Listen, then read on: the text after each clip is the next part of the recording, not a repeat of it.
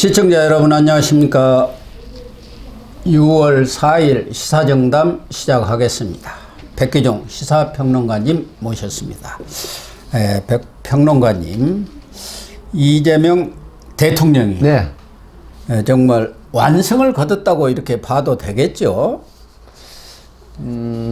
사실 지금까지 보면 그 진보 쪽 출신 대통령이 가장 많은 득표를 하고 또 표차도 그런 면에서는 사실 현재로 봐서는 완승을 할 수밖에 이제 없었던 구조죠. 왜 그러냐? 이 계엄이나 탄핵 정국으로 인한 이런 부분이고 또 국힘은 여러 가지 변수가 있었지 않습니까? 뭐 경선을 통해서 한덕수 전 총리로 이제 대표를 또 하겠다라고 하는 이런 그 움직임이라든가 이런 부분이 있고 또 그 김문수 후보가 또 늦게 그 스타트를 했던 이런 부분들을 종합적으로 보면 사실은 완승이라고 하는 구조가 될 수밖에 없었다. 이렇게 볼 수밖에 없습니다. 우선 득표율부터가 49.41% 아닙니까? 네, 거의 50%에 육박을 했고 과반에 육박을 했으니까. 사실은 출구조사 때는 51.7%가 나와가지고 그러나 뭐 이건 너무 엄청나게 압도적인 대승을 거뒀구나 했는데 어쨌든 김문수 후보도 40%를 넘어가지고 41% 정도 얻었으니까 약 8% 일종의 면피는 좀 했지만 그래도 8% 이상의 차이가 났기 때문에 완패라고 봐야 할 것 같아요. 어쨌든 이재명 대통령이 4일날 취임을 하면서 취임 첫날부터 눈코 뜰 새 없이 아주 바쁜 일정을 보낸 것 같습니다. 그래서 아침에 성관이가 6시에 6시 21분이죠, 정확하게. 회의를 열어갖고 이제 땅땅 때리지 않습니까? 당선자 확정. 그 방맹이를 친 게 6시 21분. 그때부터 딱 대통령 임기가 시작이 되는 거죠. 시작되는 거죠. 그리고 나서 합참의장 김명수 합참의장한테 이 군 통수권 이양 또 보고받고. 대북 보고 이런 것들 받고 현충원 참배하고 국회 취임식. 취임 선서. 취임 선서식이죠. 이번에는 워낙 이 보궐선거 형식으로 치러지다 보니까 로텐더 홀에서 300명만 초청한 가운데 취임식이 치러졌습니다. 그런데 가장 이제 중요한 것은 이재명 대통령이 사실은 4일 저녁에도 여의도 그 광장에 모여있던 지지자들 앞에서 저녁에 연설을 한 것도 있지만 지금 오늘 취임식에서 국민께 드리는 말씀이라는 제목으로 취임사를 했는데 그 내용들이 어떻게 보면은 앞으로 이재명 5년의 나침반이랄까? 국정 운영 방침 이렇게 볼 수가 있겠죠. 가장 크게 보면은 모든 국민을 아우르고 섬기는 모두 대통령이 되겠다. 이렇게 지금 선언을 했지 않습니까? 모두 대통령. 이야기는 전에 윤석열 전 대통령 취임사 때도 들었던 것 같아요. 제가 아침에 이제 그 다른 매체 방송에서도 이제 이 얘기를 좀 했었는데요. 사실은 지금 그 계엄 탄핵 정국 이후에 더더욱 이게 국민의 남남 갈등이라고 하는 그 갈등, 진영 간의 갈등이 지금 최고조에 달해 있거든요. 이런 상황이기 때문에 아마 이재명 대통령으로서는 가장 먼저 민생 경제를 주창을 하지만 또 통합을 얘기를 했거든요. 이제 그렇게 하고 갈등 치유를 하겠다라고 하고 지금 말씀하신 것처럼 모든 국민 아우르고 섬기는 이 모두의 대통령이 되겠다. 굉장히 이제 기조는 좋은 의미라고 저는 봅니다. 그렇죠. 그러나 현실적으로 정말 이야기하고 일맥상통한 이 액션이 나와야 됩니다. 이러기 때문에 이 부분에 대해서는 한번 추이를 지켜볼 필요가 있다 이렇게 봅니다. 그래서 이재명 정부, 민주당 정부는 정의로운 통합정부, 유연한 실용정부를 이렇게 표방을 했는데 크게 보면 한 5가지 정도로 요약을 할 수가 있을 것 같아요. 하나는 헌정질서 회복, 그러니까 내란의 완전 종식. 두 번째는 국민 통합. 세 번째는 민생경제 회복. 그리고 네 번째는 국민의 안전과 생명을 지키는 안전한 나라를 만들겠다. 그리고 5번째는 평화롭고 공존하는 안정된 한반도, 그게 외교 안보, 이런 정책, 이런 5가지로 크게 분류가 되는데 현실적으로 우리 국민들한테 가장 지금 시급한 것은 민생경제 회복 아니겠습니까? 네. 그래서 바로 민생경제 대응 TF를 가동을 하겠다. 아마 그 지금 TF 이미 지금 하고 있죠. 특히 뭐 오늘 취임사에서도 박정희 전 대통령의 정책이든 김대중 전 대통령의 정책이든 구별 없이 쓰겠다. 네. 그리고 국가 재정을 마중물 삼아서 경제 선순환을 되살리겠다. 이런 얘기들을 했는데 뭐 너무나 당연한 얘기들이고요. 그러나 이제 정치적으로 보면은 지금 가장 먼저 내세우는 것은 내란의 확실한 종식이거든요. 예. 지금 이 부분을 지금 어떻게 처리해 갈 것인지 이게 아주 가장 큰 정치권으로 보면은 파란을 몰고 올 사안 아닙니까? 사실 그렇습니다. 내란 종식이라고 하는 부분은 가장 그 지극히 또 당연한 이야기를 한 거는 맞습니다. 예. 왜 그러냐면 윤석열 전 대통령이 2년 11개월 만에 이제 그 대통령 재임 중 2년 11개월 만에 이 뜻하지 않은 내란에 관련된 그 비판을 받는 형식의 계엄 선언을 해가지고 결국은 탄핵 파면이 되고 그리고 이제 그 대통령 보선이 이제 이루어지지 않았습니까? 네. 이렇게 되는데 내란이라고 하는 부분이 이번 선거를 통해서 보면 굉장히 혹독한 보수 쪽으로는 아픈 상처가 됐습니다. 네. 어떤 경우냐면 지금 전체적으로 출구조사 같은 경향이라든가 여러 가지 분석을 보면은 보수를 표방하는 그러니까 소위 말하면 극우적인 그런 보수 계층이 아니라 중도 보수를 표방하는 보수층이 상당수 기권을 했다는 지금 분석이 굉장히 많거든요. 예. 그리고 또 중도파에서도 사실은 이재명, 소위 말하면 김문수 이런 상황에서 김문수 쪽 지지를 하는 중도를 표방하는 이 계층도 상당히 돌아서고 김문수 후보를 지지하지 않았다는 이 부분. 그래서 이 부분이 결국은 가장 근간이 되는 게 뭐냐면 바로 계엄 선포. 라고 하는 이 부분이 국민들을 특히 가장 먼저 말씀하신 것처럼 민생 경제에 그 KDI 발표한 무려 800조의 손실을 입혔다는 그런 분석 보고도 있거든요. 이 보수 쪽에 뼈아픈 교훈이었기 때문에 내란 종식은 사실 이런 부분에 교훈을 준다라고 해서 철저한 그런 종식을 하겠다라는 의미인데 그 부작용을 또 한 번쯤 생각해 봐야 되는 문제도 덩달아 있습니다. 아니 그러니까요.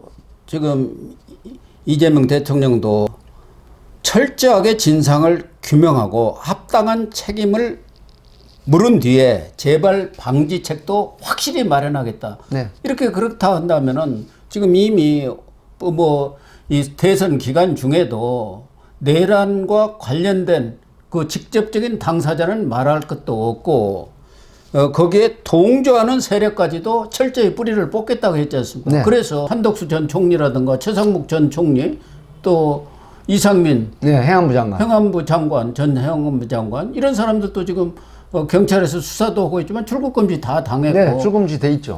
경우에 따라서는 지금 국민의힘 지도부 원내 지도부 그 당시 추경호 원내대표라든가 그때 또 윤 대통령과 통화를 했던 뭐 나경원 의원이라든가 이런 사람들까지 그러니까 경우에 따라서는 뭐 지금 윤석열 정부의 이 장관 국무위원뿐만 아니라 국민의힘 의원들까지도 수사의 광풍이 불어닥칠 가능성이 크지 않습니까? 사실 그렇습니다. 이제 예를 들어서 그 한 예로 뭐 내란 선전죄라는 게 있거든요. 예. 그렇다고 하면 윤상현 의원 같은 경우는 정말로 그 맹렬히 그 윤석열 전 대통령 지지를 하면서 이 계엄이 일어날 수밖에 없었다라고 하는 그런 어떤 당연지사의 얘기를 또 끄집어내서 국민을 또 선동했다라고 하는 이런 사실 이런 부분들을 이연령 비연령이라고 이 내란 선동 선전죄에 포함을 시킨다라고 하면 그 지금 범주는 국민의힘 상당수 의원들까지 미치거든요.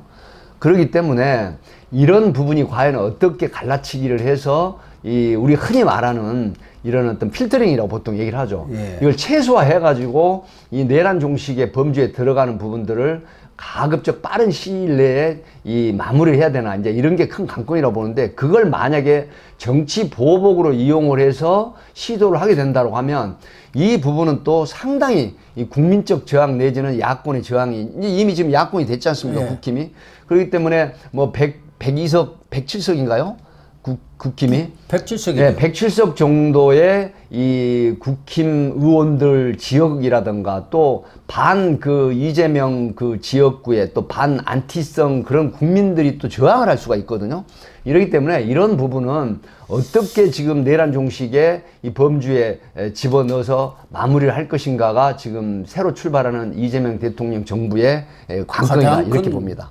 가장 큰 짐이죠. 그런데 이재명 대통령은 내란 이 종식 이 문제는 정치 보복이 아니다. 정의 구현의 차원이다. 이렇게 얘기를 하고 있지만 현실적으로 당하는 사람들 거기에 뭐 윤석열 전 대통령이라든가 그렇게 내란에 직접적으로 가담한 사람들은 말할 것도 없지만 동조 세력이라는 것은 어디까지가 동조 세력입니까? 그런 것이 다 애매하고 어디까지 수사를 할 것인지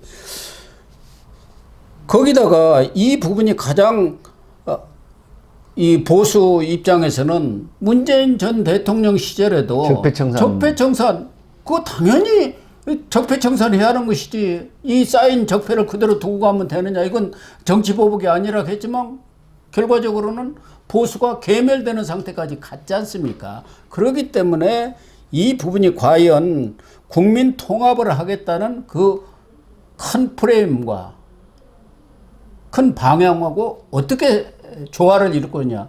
지금 두 주제는 상충되는 것 아닙니까? 그렇죠. 그러니까 통합의 갈등을 치유하는 이 통합의 정신을 이제 내세웠지 않습니까? 이재명 대통령이. 그렇다라고 하면 이 부분에서 통합과 그다음에 이 내란에 관련된 세력을 척결하는 부분은 별개다라고 이제 이렇게 언명을 했거든요. 그렇다고 하더라도 제가 앞에 말씀드린 것처럼 내란의 동조 세력이라고 하는 부분은 정말로 어떤 직위를 이용하거나 또 어떤 직책에 있는 사람이 정말로 그 우호적인 이런 의견 표명도 내란 선전선동으로 몰아갈 수가 있거든요. 이렇게 그럼요. 되면 국힘 의원으로서는 윤석열 대통령이 당 후보였고 대통령이었고 국힘 소속이었기 때문에 뭐 사실 이 부분에 대한 애정을 가지고 옹호를 하거나 내지는 이 적극적인 반대를 하지 않았던 부분도 사실은 내란 동조 세력으로 이 규정 지을 수 있거든요. 근데 이런 부분이 새 정부 출발을 하면서 이 내란 세력 척결에 동조 세력까지 완전히 발본색원을 하겠다라고 하는 이 부분은 지금 민생 경제가 정말 어려운 시기에 이 부분에 몰입이 된다고 하면 새 정부의 발목을 잡을 수밖에 없다. 이런 분석이 있기 때문에 아마 이 부분은 단기간에 최소화해서 정말로 그 입법한 내용의 주동자급만 처벌을 하고 나머지는 국민통합 차원에서 이 마무리를 하는 이런 진행이 필요하지 않을까 싶습니다. 예, 뭐 백 교수님의 말씀에 아주 100% 지당한 말씀이고 그래서 문재인 전 대통령 때처럼 적폐청산 광풍이 불었지 않습니까? 네, 이거의 경우도 그렇죠. 네. 내란몰이 광풍으로 이렇게 발전해 가버리면은 지금 이재명 대표가 분열의 정치를 끝나는 대통령이 되겠다. 이렇게 지금 오늘 선언을 했지 않습니까? 그래서 국민통합을 동력 삼아서 위기를 극복하겠다고 했지만 결국은 그 당하는 사람들 입장에서 보면은 특히 야권이 된 이 국민의힘이라든가 이런 입장에서 보면 이건 정치 보복이다. 문재인 때 적폐청산하고 뭐가 다르냐. 이렇게 할 경우는 정치가 통합이 될 수가 없지 않습니까? 그렇지 않아도 지금 국민들이 보수와 진보를 완전히 나눠져 있는 상황이란 말이에요. 물론 뭐 이재명 대표는 이제는 이념이 밥 먹여주느냐 그런 얘기를 자주 했지 않습니까? 좌도 우도 아니고 나는 양파다. 네, 백묘론까지 나왔죠. 네. 그렇지만 현실적으로는 이 내란 종식 수사가 어떻게 진행되느냐에 따라서 임기 초 국민통합은 말로 그치고 말로만 국민통합이고 실제적으로는 내란 몰이로 인해서 보수가 괴멸되는 것 아니냐 이런 우려들이 나올 수밖에 없는 것 아니겠습니까? 네, 이제 대선에서 이제 그 이긴 승리한 이재명 정부 쪽에서 이 내란 종식에 관련한 부분을 척결해야 된다는 게 많은 국민들의 이제 요구다라고 이렇게 지금 해석을 할 수도 있거든요. 그래서 제가 말씀드린 것처럼 내란 종식 앞으로 또다시 새로운 정부를 하는 어떤 권력자라도 이 계엄 선포하는 불법적인 계엄을 선포하는, 그러니까 합리적이고 합법적인 범주 내 계엄은 선포가 필요하면 전시사변이나 분명히 해야 되겠죠.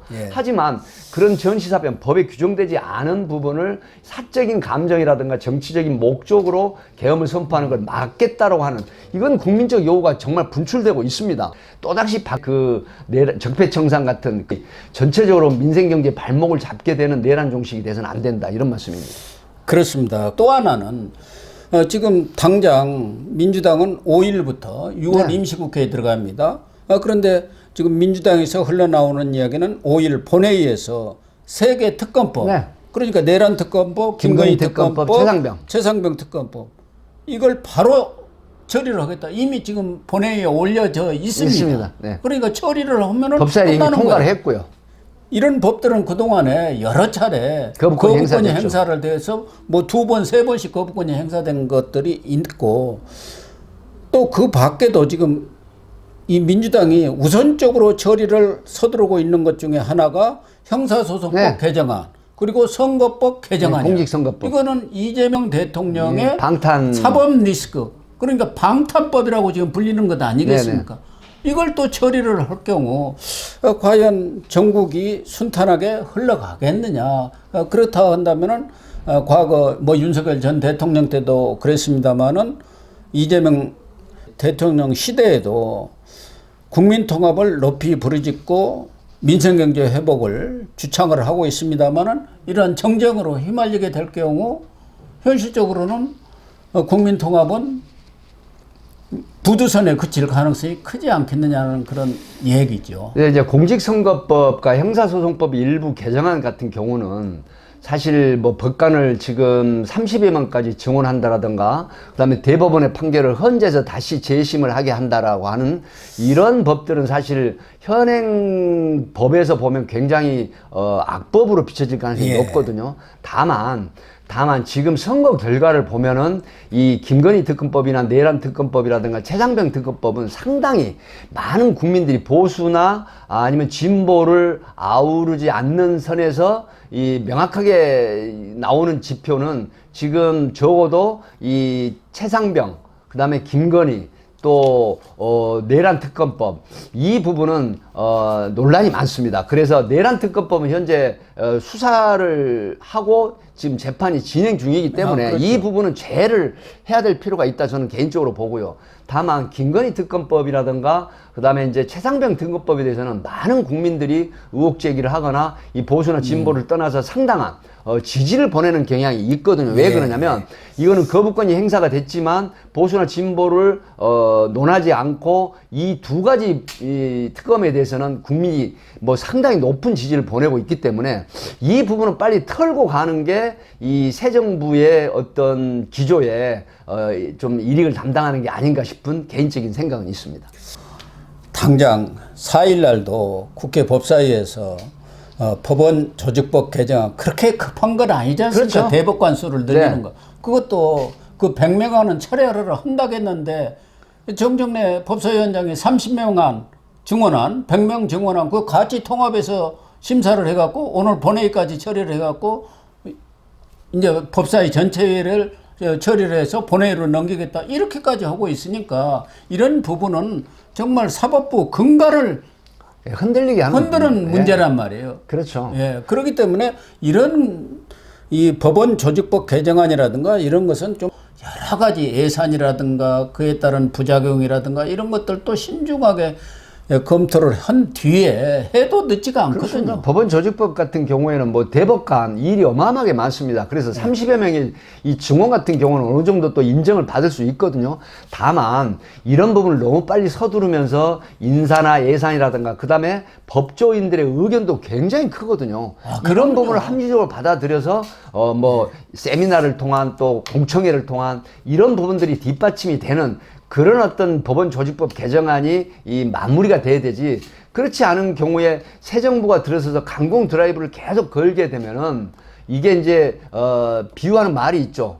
강한 건 부러지기 쉽지만 이 부드러운 건 절대 부러지지 않는다. 이 소프트한 그런 정책을 진행하면 많은 국민들도 공감하는 이런 부분이 되기 때문에 이런 측면에서 진행을 하는 게 좋다 이런 생각을 합니다. 그렇습니다. 그렇지 않아도 지금 이재명 정부는 입법권, 행정권에 거기다가 사법권까지도 이렇게 손아귀에 쥐면은 이거야말로 무소불위의 권력 아니냐 이런 됐죠. 포비아가 네. 우리 국민들 상당수 사람들이 갖고 있는 것 아니겠습니까?